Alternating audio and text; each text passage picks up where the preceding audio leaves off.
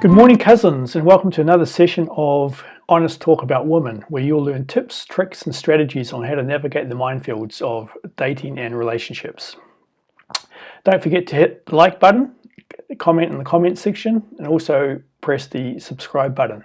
If you have any topics or stories you want to share with viewers, please contact me on the email address listed below. Today's session is my dating experience with a journalist. Remember guys, dating apps are secondary. The best way to meet people is to get out there in real life, and then you can tell so much more about a person the way they interact with their actions rather than what they say in their words. So if you're still using dating apps, they should be a secondary tool to you, and the idea is to get out there in real life. I've made a video about ways you can do that. Check my other videos for that. So I came across this profile on a Bumble dating app, and it was of a lady who had short hair. I don't usually date women that have short hair. Usually it's got to be below the shoulders. It's a hell of a lot more sexy than having short hair. There was an inner voice in my mind that told me, no, this is not for you. But she was, to be fair, she was attractive. She was attractive. So against my inner feelings, inner voice, I decided to have a date with her. And she stated in her profile she was a journalist, but I don't know journalists from A to B. I don't follow national TV. I don't read the local newspaper. I find they're very left-wing, and they're very much surface talking commentaries. They mostly talk about the weather, house prices, crime, celebrities, and it's just surface talk. So it doesn't come into my world. I get my news from YouTube, Twitter, which is now X, and Reddit.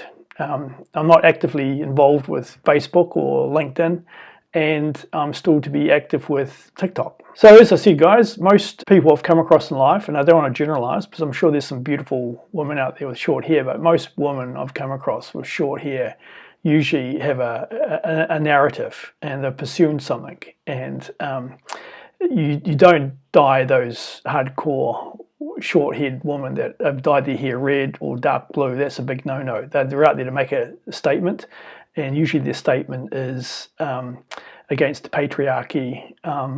They're hardcore feminists. If you would shut the fuck up for the 50th billionth time, because we agree on. By the way, guys, if you ever get spoken to you like that by a woman, it's all over. Whether it's the wife, the girlfriend, or a friend, or an acquaintance, or someone you just come into, interacted with, that's just an appalling way to speak. And if you ever have that to you, it's time to get out. That's toxic behavior, and you don't need that in your life. You've got to take out all negativity in your life and get rid of it. So if you ever come across someone like that in that video, you run a mile. So as you know guys, my customary date is a brisk walk followed by a cup of tea or coffee at a cafe, and I usually pay for it. I don't do expensive hotels or expensive restaurants. If some girl insists on that, just tell her no,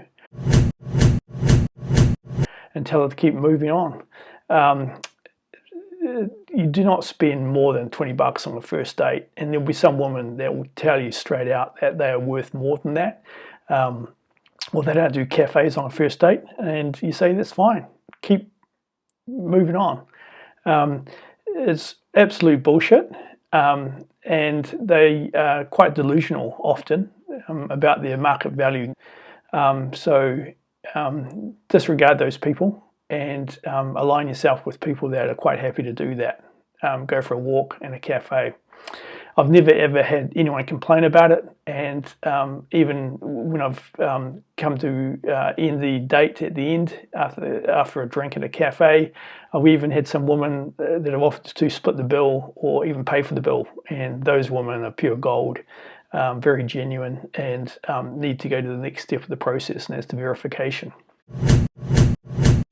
So back to the date with the journalist. We meet at a popular cafe, and we agree on to do a small walk around the surrounding streets. There's no available park or beach close by, so this one was just around the surrounding streets. And it was quite a nice walk. You get to look at some of the beautiful homes and the architecture and the spacing and the gardens and so forth. It's quite pleasant. Anyway, we start walking, and there's always a good way to, after the pleasantries have been said, you start to get into a bit more deeper conversation. And I usually like to start it with, how long have you been single and what was your ex like?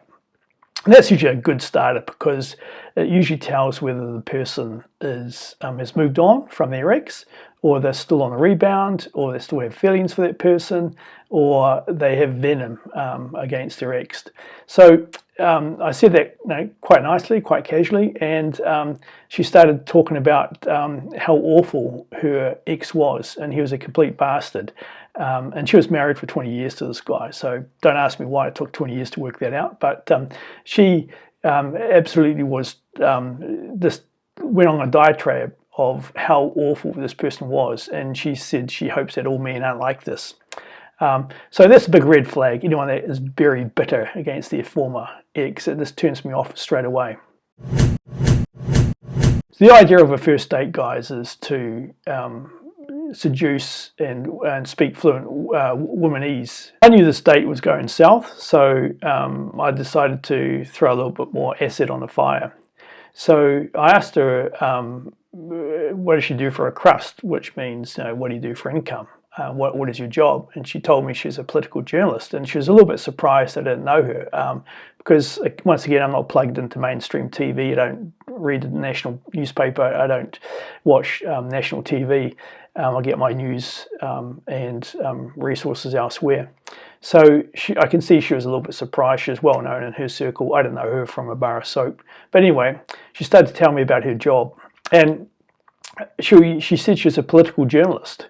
And it's really interesting because with politics, if you want to lose half your dating pool, you don't talk about politics. The whole idea of a date is to try and practice and improve on your womanese language and seduce a lady into your frame and get her excited about you. And if you've got game, that should come naturally. But she wanted to talk about politics, and it just so happened that we had two recent elections in New Zealand, one at the local level, one at the national level, and both voted in right-wing officials. So with politics, I'm not too sure whether what your understanding or depth of knowledge of politics is. It usually goes in cycles, left, right, right, left. And usually it changes with a change in the mood of the people, or the economy's crashed or started to pick up again. So most people vote with their wallets, and they just want a better future for themselves and their families. So she automatically went on about how these newly elected officials were complete idiots, and they're going to completely destroy the country.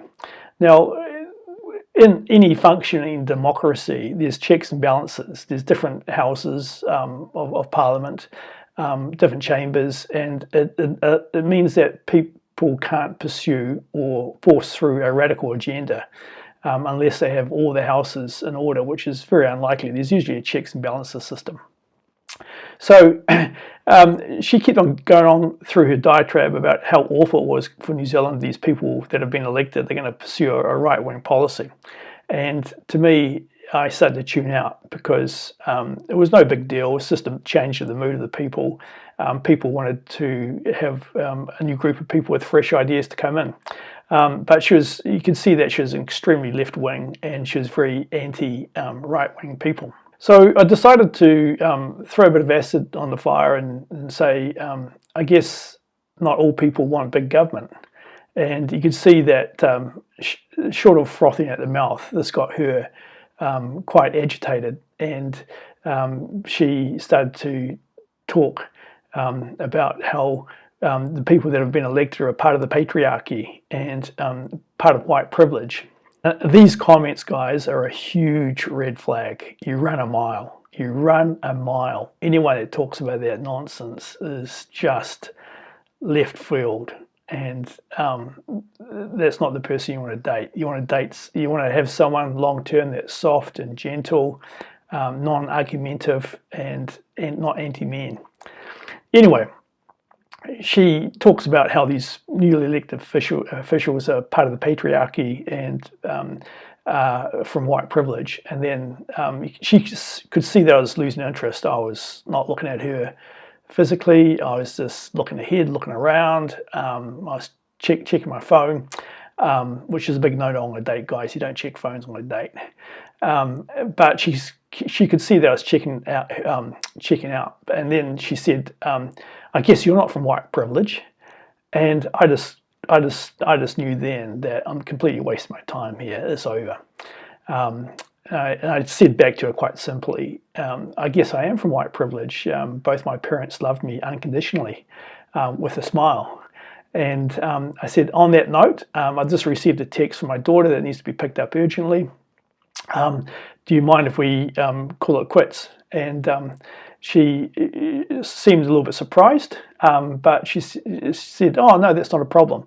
And it's always amazing how you can be on a date and people perceive things, the outcomes, differently.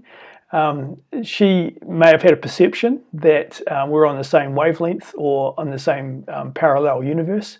And she came up and gave me a big hug and a kiss and said, "I look forward to the second date." And you know, had nothing in common with that woman, and I just wanted to get the hell out of there. So said goodbye with a smile. No need to be rude. Just move on.